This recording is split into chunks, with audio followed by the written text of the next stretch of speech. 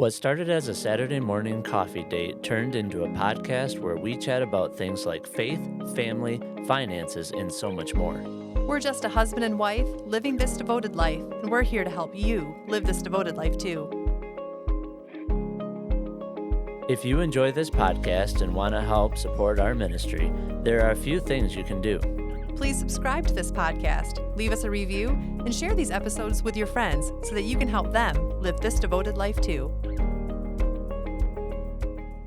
Welcome to another episode of This Devoted Life podcast. We have been having a ton of fun talking about homeschooling the past couple episodes. We feel like we laid a pretty good foundation, just kind of gave our backstory, the pros and cons of homeschooling, how to talk to your spouse about homeschooling. So if that's anything that you're interested in listening to the previous two episodes, we kind of covered a little bit more of like foundational type things for this. So today I had polled our community members and just said, what do you want to know about homeschooling? I mean, just anything.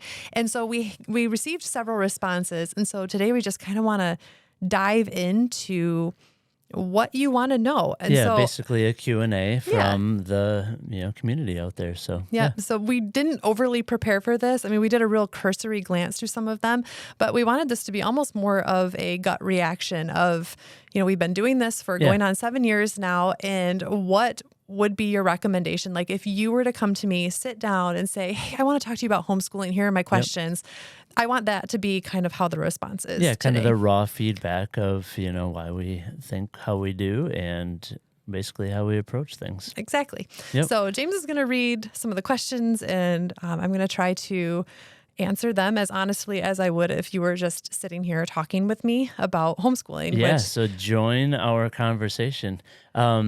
And we didn't really go over this before we started, but should I read the names or leave the names out? Oh, I don't know. I'll leave the names out, but we really appreciate the feedback and the involvement, and this gives us not only, good fodder for the podcast, but also just make sure that we're addressing the things that are important to you all. So. But we also want to make sure that we're respecting your privacy as well. Yeah. So what I plan on doing is once we record this and it's uploaded, I am going to send you guys links. If you asked a very specific question, Perfect. I'll send you the podcast so that you can hear your question answered. Awesome.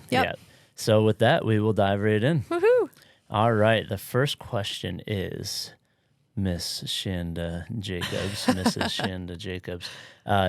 Tips for homeschooling while also caring for toddler and infant? Oh, goodness. This is a good one. So I have now done this for 3 kids. So, I mean, we are obviously homeschooling our oldest, and we've now had 3 consecutive children.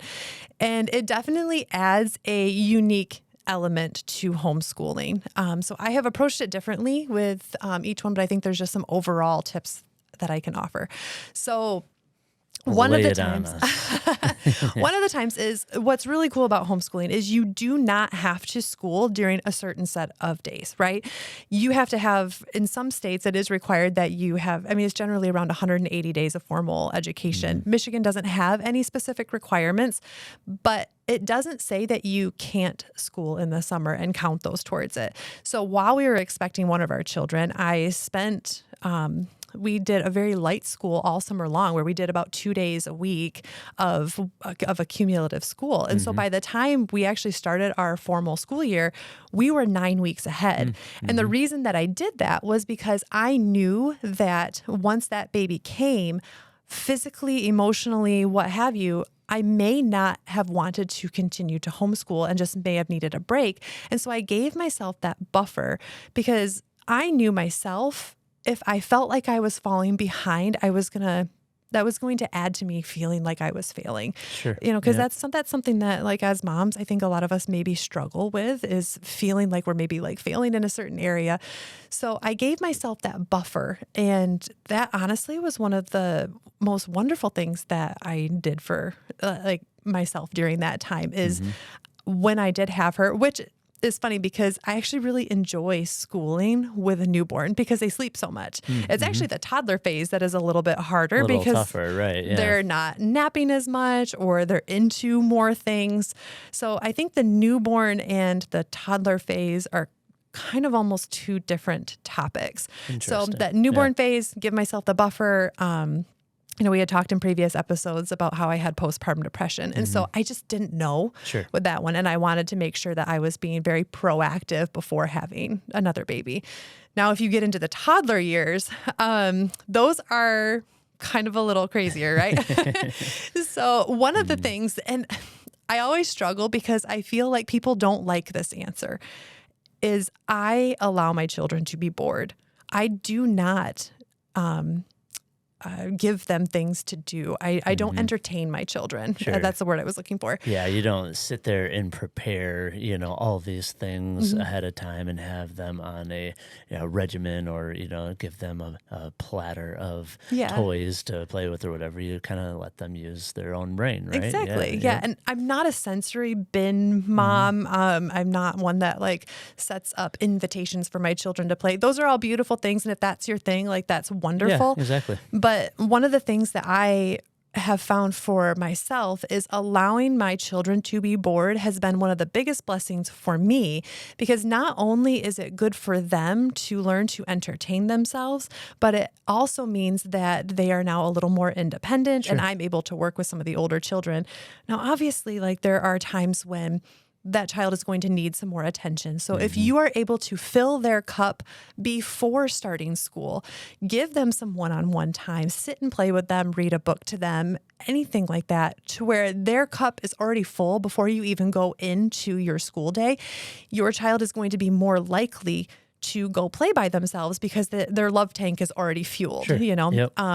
So I guess during our homeschool day, when I am sitting with, a toddler in tow and I'm trying to school the kids, there are things that I do require of them. If they want time with me, they are welcome to join our schooling. But they do have to sit quietly. That is it's an expectation. And if they are disruptive, I remove them and I say, this is a place that you can play and be loud. Because I don't want to say that you can't be loud, but you just can't be loud here. And so I've given them a place okay, if you're going to sit at the table, you need to play quietly. Here's a sticker book, or here's some crayons, or what have you. And I mean, oftentimes the toddler will sit in my lap while I'm schooling. But once again, the expectation is just, you need to be quiet while you're here, because they have to learn to respect boundaries as well. They're definitely not stifled by any means. Right, it's just teaching them to be respectful of what's going on. And, our toddler sits through all of our morning times and, she now raises her hand and says, ooh, ooh, ooh, me. And she tries to say something, but usually she just says Jesus. And that's her pet answer for everything, Moses. Yeah. So I want them to feel involved, and they can be, but I think it all just boils down to fuel their love tank early on, and then allow them the gift of boredom, because that is where they can be creative and independent and just that is their learning time. Right. When they are bored and they are exploring their surroundings and they feel loved and safe and accepted, then that is a really good place for them to be. Yeah, and like you said, you give them things to do, the sticker book and different things, but at the same time, let them exhaust their own resources first and then have some backups. But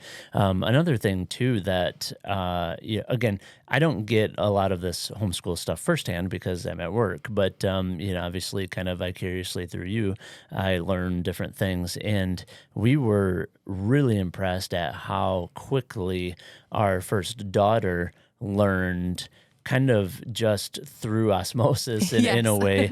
While you were teaching our son, she was learning a lot of things. And so there's actually a lot of benefits to having a toddler and an infant and, whatever there with or throughout the homeschooling process, because they learn so much at such an earlier age. Yeah, they're constantly listening to what you are doing with your older children.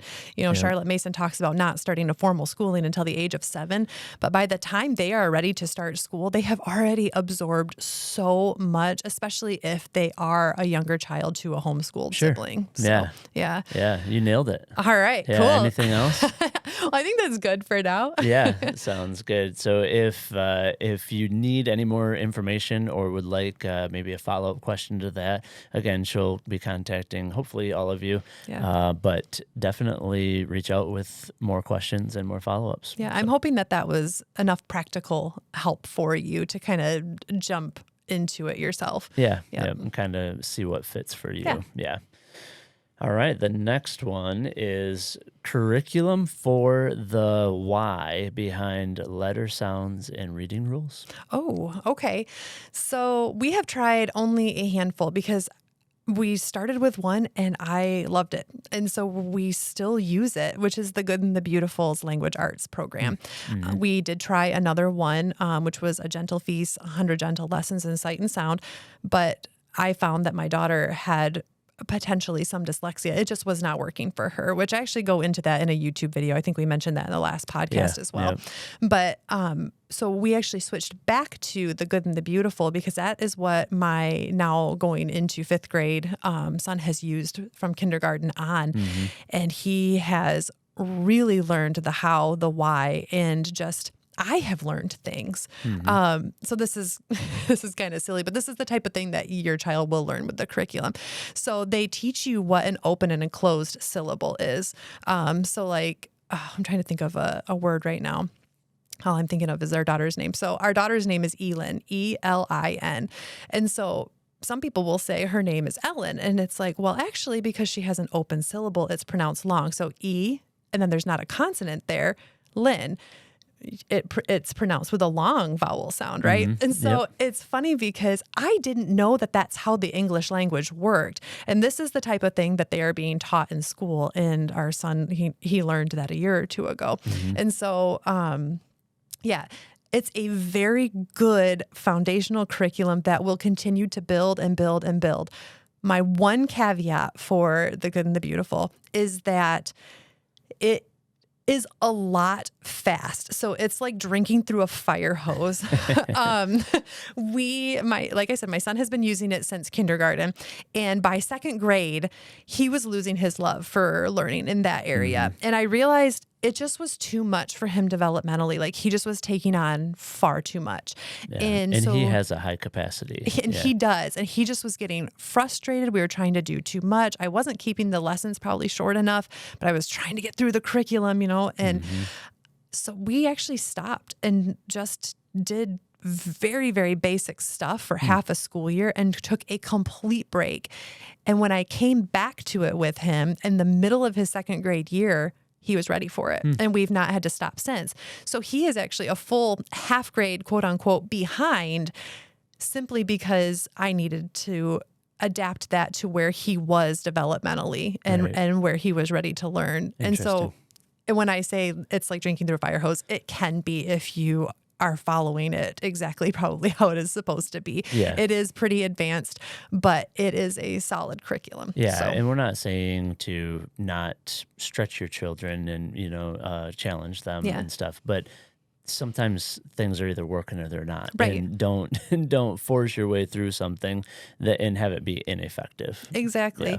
Yeah. And he, well, I guess I should say that is just the one thing that I love about homeschooling. And Yeah. that is one reason why we homeschool is because we want to be able to adapt when we need to adapt. And Right. I mean, I think that's something that we talked about previously is that we can push our kids where they need a little bit more help. Or actually, I don't even want to say push, like pull and like come alongside. Yeah. Or we can allow them just to run like forward as fast as they can in certain areas as well. So Yeah. that's kind of where I saw that there was something going on and I was like, we need to pull back a little bit. Perfect. Yep. All right. So that you mentioned 2 curriculums. I did. Yep. There you go.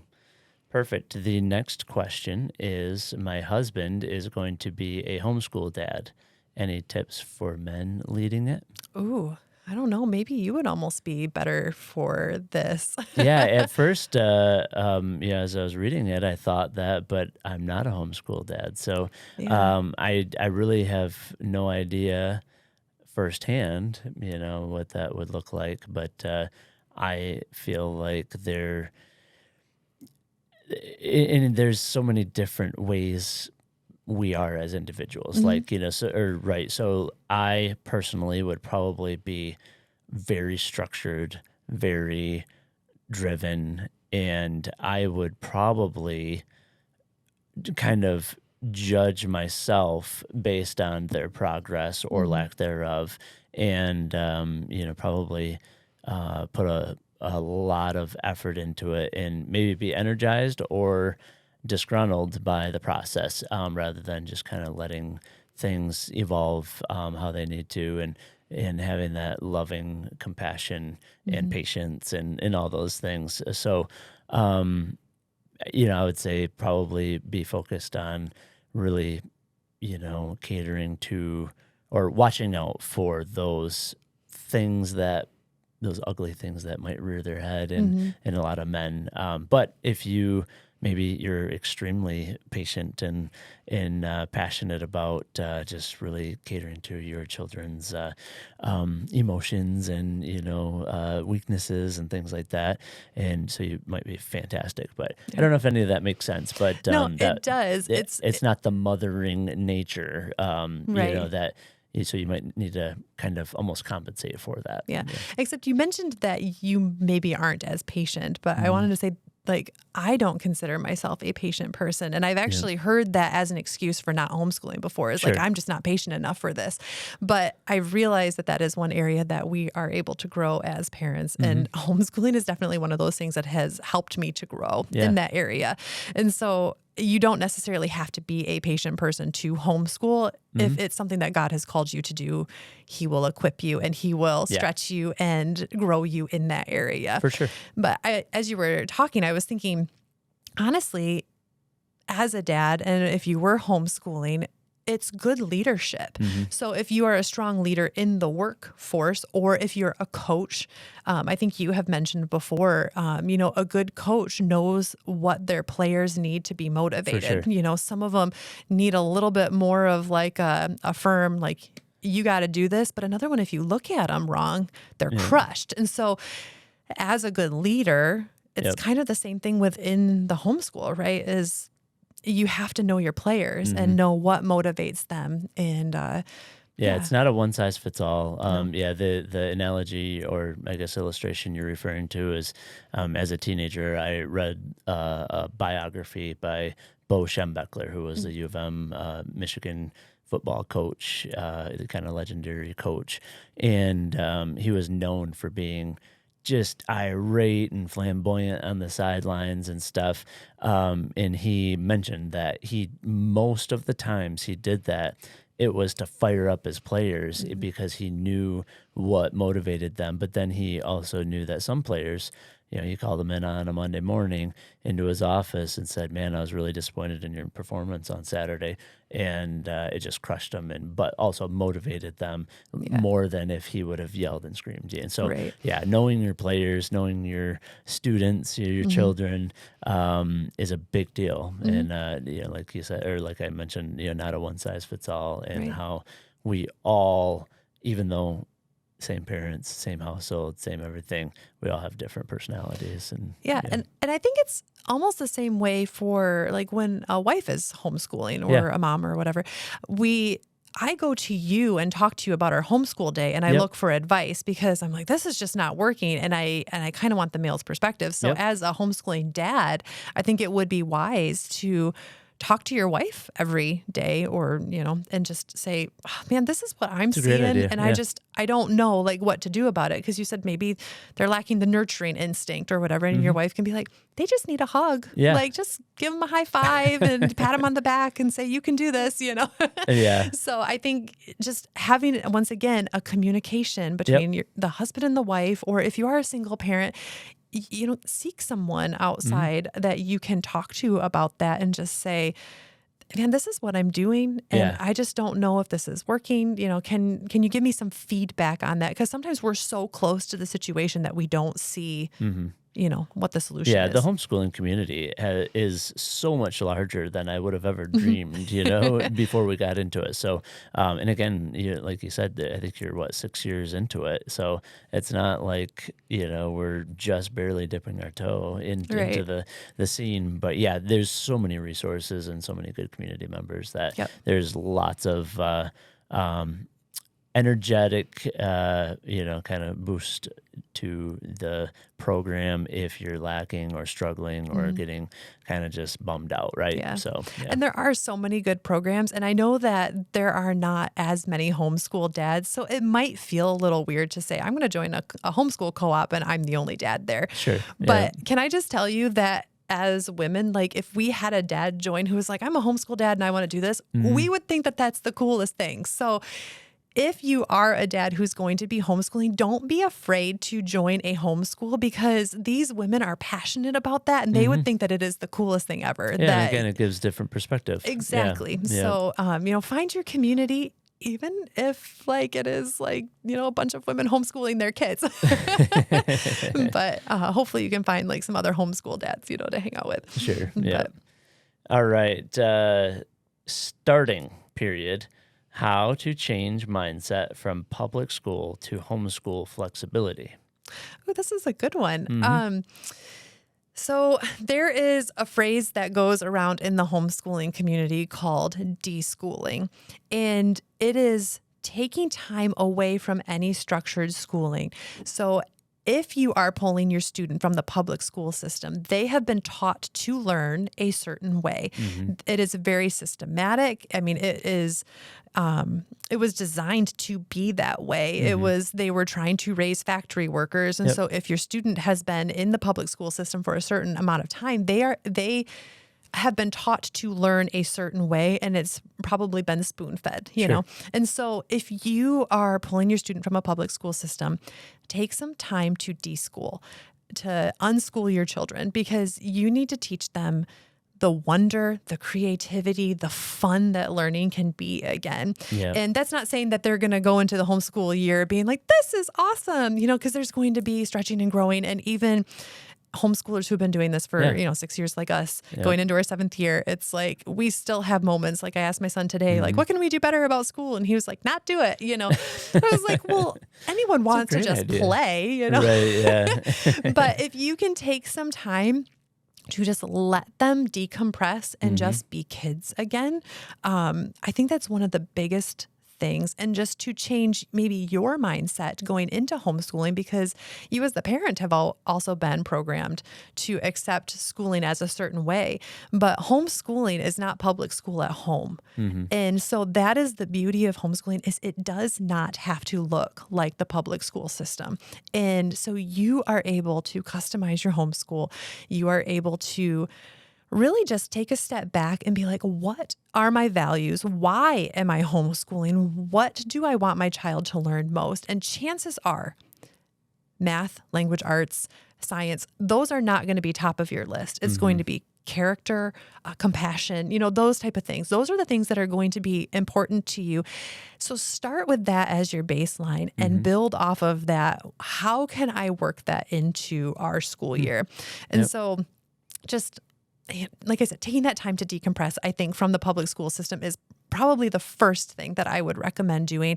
And then also changing your mindset to realize that schooling at home is not public school at home. It's homeschooling. It's not schooling home. Home comes first. And with any, there's a whole, you can read books and learn a lot about change management, in the business world and life and things like that. And I think being patient with that change, that kind of transition from the structure to the lack of structure or less structure per se, is a big deal. So people, all of us, handle change differently. I personally love change. I'm motivated by it. And I don't. Energized. And you definitely don't. And I, would love just the new opportunity to do something different and, all of that. And, you might be a little bit, slower to enjoy the difference in how you're being schooled as Right. a student. So just be patient and, again, kind of know your players, know how they're feeling about it, and they're missing their friend. There's just so many different variables, but that's not a bad thing. It's just something that you might have to go through. So Yeah, definitely show yeah. yourself a lot of grace in that season, Yeah. because not only is your student going to be experiencing change, but so are you. Yep. And so you have to show not only your kid grace, but yourself grace as well. Awesome. Good stuff. So that brings us to the next question. Is there a book to learn about different styles of homeschool and what is best for our family? Okay. I do have a couple recommendations for this. So when we first decided that we were going to homeschool, I started researching it. There's two things. This is kind of silly. Is I researched what kind of homeschooler am I? And there, believe it or not, was a test online that I went through that was like, what kind of homeschooler are you? There's a quiz for everything these days. Yeah. And it was very accurate because it said, you are Charlotte Mason and a little bit of classical, essentially. And I was like, who is this Charlotte Mason person? Like, I don't even know who this is. To be totally honest, I thought it was like some newfangled, like new age person. And I was like, I don't want to do that. Yeah. But then her name kept coming up over and over and over and over again. And I realized that it was a turn of the century, like 100 plus years ago person that honestly laid some beautiful foundational principles for learning. She had her 12 principles or whatever. And it's, that is how I discovered how I wanted to homeschool, was once that name got thrown at me more and more times. Because you'll find as you research that you'll start leaning a certain way, and then all of a sudden that starts showing up more and more and more. Yeah. Now, if you're actually wanting something like a book that walks you through, there's a book called Wild and Free. That's written by the Wild and Free Company. The book is not necessarily about different homeschool philosophies, but there is a chapter in that book that does a beautiful job of breaking down the homeschool philosophies. And so I think that they did a really good job of sharing what each philosophy is like. And then they also just talk about the wonder of learning a lot in that book, and just allowing your children to experience life. And so while I don't necessarily ascribe to the entire Wild and Free movement, I do feel that chapter in and of itself was valuable to read. And I do think that the book itself is worth reading. Awesome. So, yeah. Yeah, that one question and topic, you could probably talk for hours on. Literally each philosophy would be its own podcast episode, and we just don't have the time to dive into all of that. So that is probably where I would send you. If you were to send me a message and say, hey, where should I start? That would be the book recommendation that I would send you. Yeah. And I would also recommend, if you want to know how we school, if you followed me on social media and you're like, man, I like what she's doing, For the Children's Sake is probably the number one book that I would recommend to start with for that. And then if you're wanting a little bit more of the practical application of it, the Charlotte Mason Companion is just basically, she breaks down Charlotte Mason's volumes, which are thick, and there's 6 of them or something like that. So you can kind of get the condensed version in the Charlotte Mason Companion, but definitely start with For the Children's Sake. And once you read that, you'll be like, that's what I want. Nice. I really do believe that about Charlotte Mason. So, So I think we are already running at a half hour on this episode. So we're going to wrap it up, and we're going to start another one because we want to keep answering these questions. But we're going to, I guess, call that a wrap for this episode. Yeah, that is. And I think the Q&A is great. If you have more questions, like I said, if some of our, answers and just kind of raw feedback inspired new questions, reach out to us. Follow up with some more questions. Again, the specific homeschool styles, those are probably some, there's probably a lot of questions that you might ask related to that. You've done a lot of research on it. So reach out to us. Love to hear from you, and check back in next week. Yes. For the next episode, and we will continue the Q&A session. Awesome. On homeschooling. Well, until next time, we want to encourage you to continue to seek God, love your spouse, hug your kids, and stay devoted. Thank you for tuning in to this Devoted Life podcast with James and Shanda. We appreciate your support in sharing biblical, uplifting truths with the world. If you found value in this episode, please leave us a rating and review on your favorite podcast platform. Your feedback helps us to improve the show, and we'd love to hear from you.